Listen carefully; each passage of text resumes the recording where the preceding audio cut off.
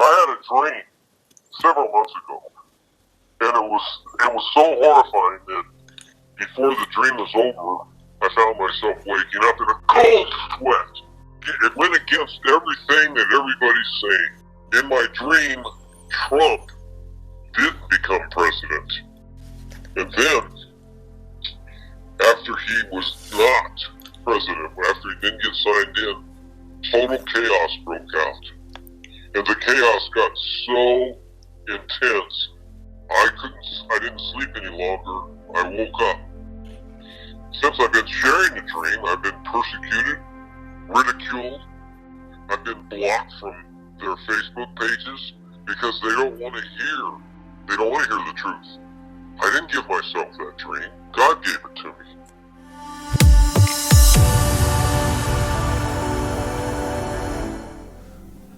Hey friends, welcome once again to the reboot, or as some are calling it, the divine reset of what God is doing in the church, in the nation, and the entire world. I personally like the word reboot. Anyway, at the end of 2019, I put some language around some of the things that God was speaking to me about 2020. I talked about a lens change, focus, and more importantly, a correction of vision for the church. And we've seen in hindsight some of the ways that has come about. We're talking about holiness again. I mean, holiness matters, and it's good to see that as part of the dialogue once again. Hindsight is 2020 as we transition into a new year of decision. 2021, where God is finally bridging the gap between the hearers of the word and the doers. And how is that going to come about? Well, God used what the enemy was planning through division to separate the wheat from the chaff.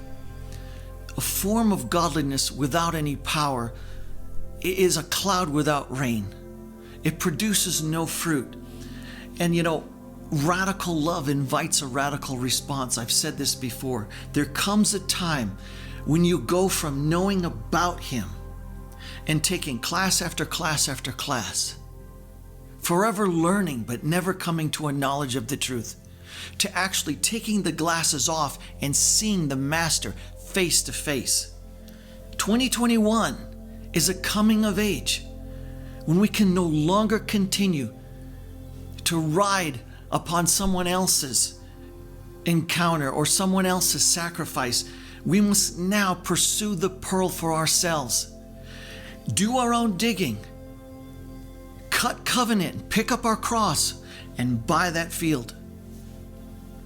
End time messengers will declare who they know and not just what they know. How well do we know this God we proclaim to have faith in? The vertical is no different than the horizontal. If we find ourselves talking at God more than we're talking to Him, then it's a clear sign we don't know Him as well as we're letting on. When prophets become politicians, it's a sure sign we don't know Him as well as we're letting on. This is not a condemnation, but a gentle exhortation to put things in order. Be slow to speak and quick to listen. Spend more of your free time with Him now, so you never get to hear, "Depart from me, I never knew you," later. The Holy Spirit has plans for you, friend. Harden not your heart or turn away from the Lord. But now is the time. Choose this day who you will serve. No more waffling or wavering between opinions. You have reached the valley of decision. Until next time, be blessed. Leave your comments, introduce yourself, and I'll talk to you soon. Bye now.